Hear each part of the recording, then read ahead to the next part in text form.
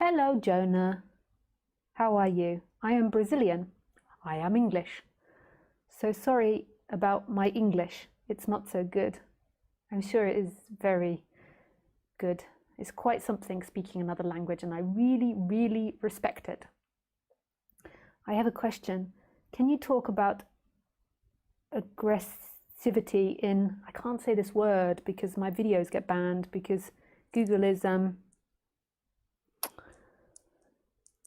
suppressing stuff about this. I know you say it sounds like I'm such a conspiracy theorist, but it's not. I know it from what happened when I did talk about it. And then I looked it up about other people, bloggers.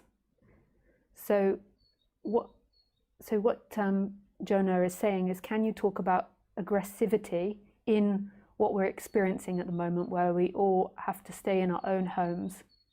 So the word that she's using begins with QU. So when we're in our own homes and unable to go out so much. I feel I'm becoming more aggressive and I'm feeling guilty because of this. I had a terrible fight with my boyfriend, then we broke up. Yes.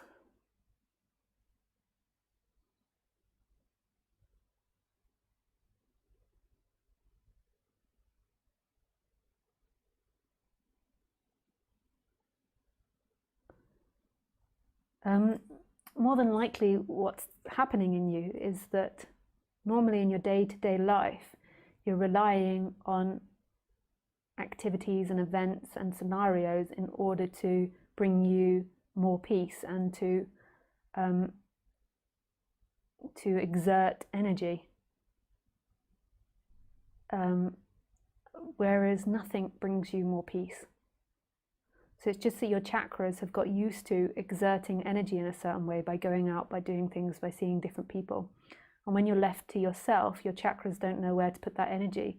So it just gets projected onto your environment and it creates moods and mood instability. Like,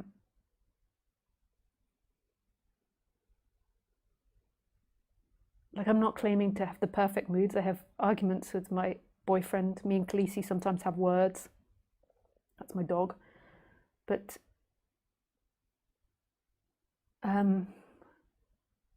overall, it becomes a sense, I don't want to speak about myself so much, because as soon as I go and say something about myself, it goes and contradicts. I'll go and have a fight with my boyfriend tonight. It's always the way. So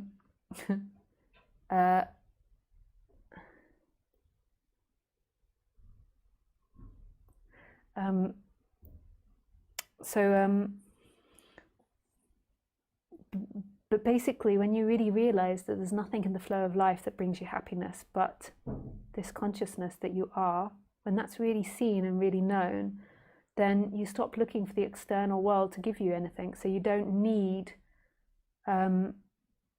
life to release energy in you to change your chakras. So often what we're doing, like, so say if we don't feel good enough, we'll go and do something that makes us feel good enough. So say we don't feel good enough and we're really good at like Tai Chi, maybe we go to a class in Tai Chi and everyone like thinks that you're good enough. And this picks up your chakra, and so it changes your energy and transforms your energy. Or you go and see friends and that makes you feel loved, and there's a part of you that doesn't feel loved, then you go and see your friends, you feel loved, and then it picks up that positivity in that chakra. But when you're in close confinement, this is why a lot of teachers do retreats, and why when you're shut down, you're not allowed to do your regular activity, those chakra energies can come up and be really seen for what they are, that there is a belief that you're not good enough or that you're unlovable. Aggressivity, so anger, tends to come from the solar plexus chakra, and the solar plexus chakra in the positive is a feeling like you can do it, you can conquer things, that anything's possible. This feeling like that you can conquer life, like that you know what you want, that you know how to get it. It's a feeling of free will, even though there obviously is no free will when you really examine it, but it's that feeling of that you have the ability to affect your environment. In the negative, it's a sense of hopelessness, despair, powerlessness, stuckness, the sense that you can't do it, that you're trapped, anger, frustration, rage. And what happens when the chakra is out of balance is it can get excessive or depleted. And so when it's excessive, it's like an overachiever. And when it's depleted, it can go into like this aggressivity, this depression, this frustration, this anger. So it's just working on that chakra and seeing the illusions of it, and seeing how in your life you use that chakra and you use things in this life to make that chakra feel better or to relieve tension. And you've just got to see through the illusion of it, that it's not true. And just seeing through the illusion of it will begin to balance it. To me, freedom isn't balancing all your chakras. Like, I can have disbalanced chakras. That's something that most probably evolves when you've seen who you truly are, so that evolves and expands more. But the true freedom is recognizing who you truly are, which is the experiencer beyond all things. But it most probably improves the chakras. Like, you begin to see the bullshit of them, that you don't need to do something in order to be happy. Happiness is your innate nature. It's here, it's what's watching.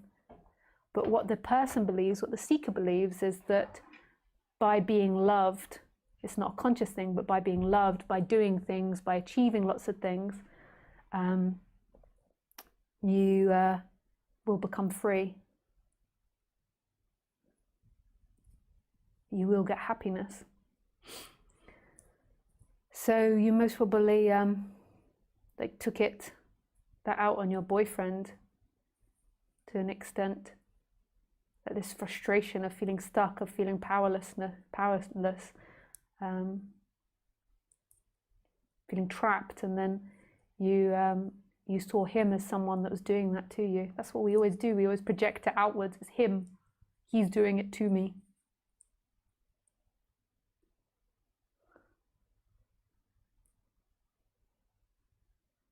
He made me feel like.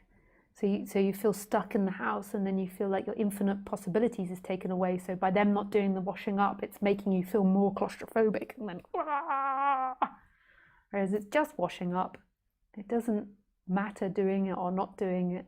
Like, it doesn't take or give away. It doesn't.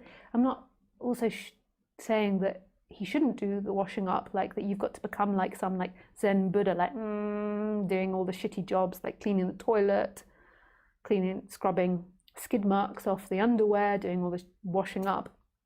Sometimes that happens in processes of waking up, that you do these types of things. It's like meant to be good for the ego. I did it. With my teacher, I used to do all his washing, his cleaning, everything. It's really humbling for the ego that's like wanting to be important or better than these jobs. But it's not the goal of it. Like it's okay for him to do the washing up, and for you to tell him, like, I need you to do the washing up, I don't want to do it anymore.